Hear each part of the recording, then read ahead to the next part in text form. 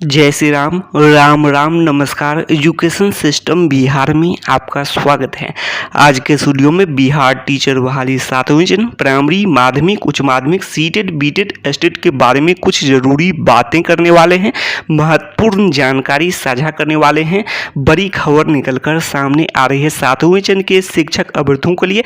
Video को शुरू करने से पहले एक नज़र सुर्खियों पर आप लोग हेडलाइन देख लेंगे। इन सभी महत्वपूर्ण बिंदुओं पर बातें करने वाले हैं। बड़ी खबर है 7वीं चरण के शिक्षक अभ्यर्थियों के लिए जो 4 साल से अभ्यर्थी लगातार इंतजार कर रहे हैं। आप लोग नई नियमावली को देखे भी होंगे और ऐसे में और खास करके जो तमाम शिक्षक हैं या फिर जो शिक्षक अभ्यर्थी हैं 7वीं चरण के सीटेट हों बीटेट हों एस्टेट हों सभी क्वालिफाइड अभ्यर्थियों के लिए आप लोग देख सकते हैं और सभी अभ्यर्थी इससे नाराज हैं और इसे जो आप लोग देखते हैं ट्वीट के माध्यम से भी साझा की जा रही है। जो नई नियमावली जो है इसको वापस लेने की बातें की जा रही है। काला कानून भी इसे मानते हैं, काला कानून अधिकतर अभ्यर्थी इसे मानते हैं। और इसके अलावा आप लोग देख सकते हैं जो अभ्यर्थी हों या फिर शिक्षक हों, बात कर रहे हैं जो नियुक्त एवं कार्यरत शिक्षक हैं वो भी इससे बात को लेकर नाराज़गी है उनमें भी। और आप लोग जानते हैं ये सभी बातों पर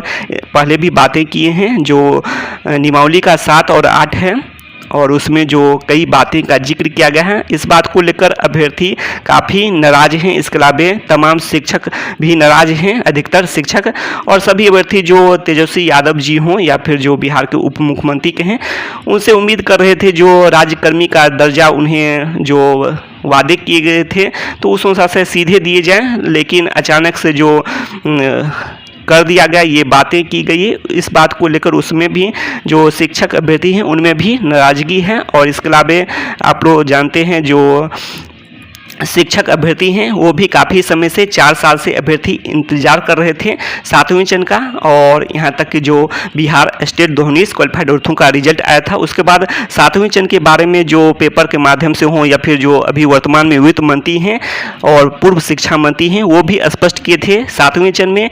और उसके बाद रिजल्ट के बाद भी बातें किए थे 7वां 8वां ये सब चरण चलते रहेंगे। लेकिन अचानक से जो नया संवर्ग की बात करें तो ऐसे में चरण समाप्त हो जाएंगे। और जो नियोजित शिक्षक की बात करें जो अभी जो शिक्षक हैं तो ये भी वर्ग ऐसे में इस वर्ग के लिए आप लोग जानते हैं चरण हो रहे हैं।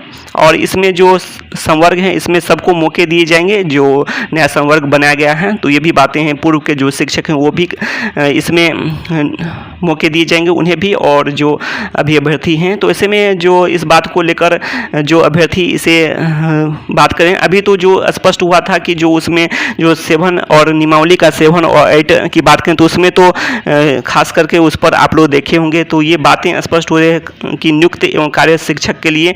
लेकिन जो इधर जो खबरें निकलकर सामने आ रही है तो सबके लिए सभी अभ्यर्थी मान रहे हैं। तो देखना होगा आखिर सबके लिए है तब तो ये जो काला कानून अभ्यर्थी मान रहे हैं और काला कानून मान सकते हैं, आप लोग देख सकते हैं। तो ऐसे में सभी अभ्यर्थी इससे नाराज हैं और सभी अभ्यर्थी और आप लोग जानते हैं जो प्रधान शिक्षक बहाली की बात करें और यहाँ पर आप लोग देखे होंगे कि जो अचानक से ये चुपके होने वाली बात है। जो बिहार के शिक्षा मंत्री कुछ दिन पहले ही स्पष्ट किए थे जो मेधा सूची कैसे बनेंगे तो योग्यता एवं पात्रता परीक्षा के आधार पर ये बातें किए थे। तो अचानक से ये बातें की ये बात कहें तो ये भी चुपके हुआ। यहाँ तक कि वित्त मंत्री जो वर्तमान में है वो भी बातें ऐसे ही चरण के बारे में बातें कर रहे थे और ये जो हैं वर्तमान शिक्षा मंत्री ये भी बातें कर रहे हैं। तो ये चुपके वाली बातें हैं और जो इसके लिए आप लोग जानते हैं पब्लिक डोमेन में जो यहाँ तक कि प्रधान शिक्षक नियमावली भी आ गई है पब्लिक डोमेन में। तो ये इस बात को लेकर जो है जो पहले के शिक्षक हैं या फिर जो शिक्षक अभ्यर्थी हैं तो पब्लिक डोमेन में भी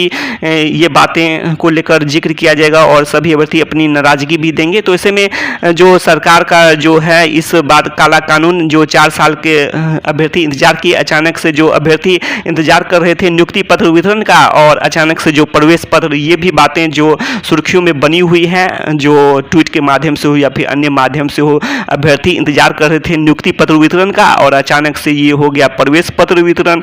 तो ये बातों को लेकर अभ्यर्थियों में भी नाराजगी है और इसके साथ साथ जो तमाम जो शिक्षक हैं वो भी नाराज हैं इस बात को लेकर। जब सरकार के समय में ये बातें की गई थी, जो वादे किए गए थे, तो राज्यकर्मी का दर्जा, तो उस समय में बोला जाता कि जो वादे के अनुसार जो बातें की, जो परीक्षा ली जाएगी उसके बाद तो अभ्यर्थी जो शिक्षक हैं वो भी दूसरा देखते।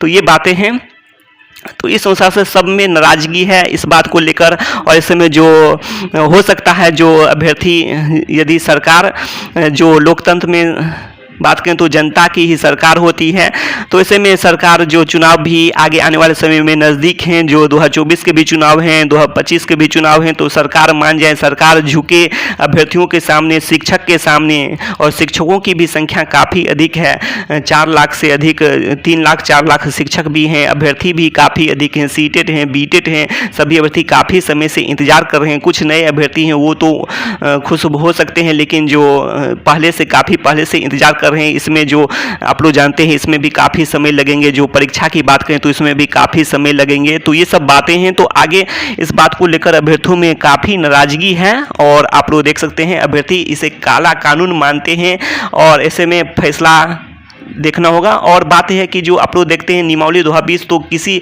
की भी नियुक्ति नहीं हुई नियमावली 2020 से, जो आप लोग जानते हैं। और ये नियमावली 2020 कैसे चेंज हो गया, तो यही बातें हैं, नियमावली भी संशोधित होते हैं और आप लोग जानते हैं किसी का भी तो इस नियमावली 2020 से नियुक्ति नहीं हुआ और अचानक चेंज हो गया।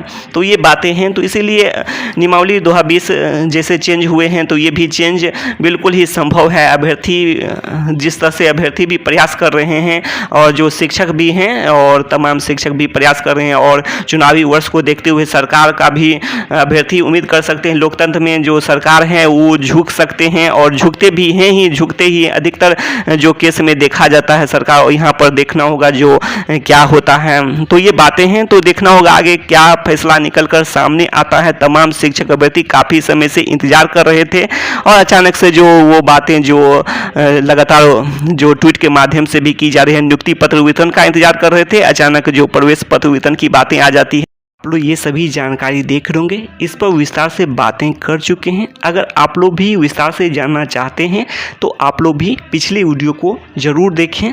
आप लोग यहाँ भी पढ़ सकते हैं, सभी जानकारी आप लोग देख रहे होंगे, ये सभी बातें कर चुके हैं।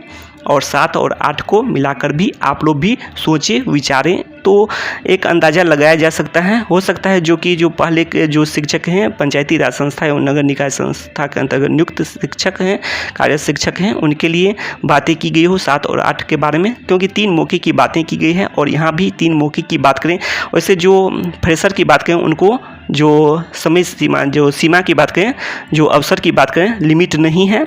जबकि जो सरकारी सेवकों की बात करें तो 3 अवसर लिमिट हैं। और जो अवसर को लिमिट किया जाता है तो जनरल के लिए अलग होता है, ईबीसी के लिए अलग, बीसी के लिए अलग, तो ये देखा जाता है। जैसे कि तो लिमिट का ऑप्शन तो है ही नहीं बिहार में, आप लोग देख सकते हैं यहाँ पर इस ऑफिशियल लेटर से स्पष्ट होता है। जो फ्रेशर के लिए आप लोग 7वें चरण के अभ्यर्थियों के लिए बात कर रहे हैं, आप लोग ये सभी जानकारी देख रहे होंगे, इस पर विस्तार से बातें कर चुके हैं पिछले वीडियो में। आप लोग यहाँ भी पढ़ सकते हैं, सभी जानकारी पर बातें कर चुके हैं। आप लोग ये सभी जानकारी देख रहे होंगे, विस्तार से बातें कर चुके हैं, इन सभी बिंदुओं पर बातें कर चुके हैं। आप लोग यहाँ भी देख सकते हैं सभी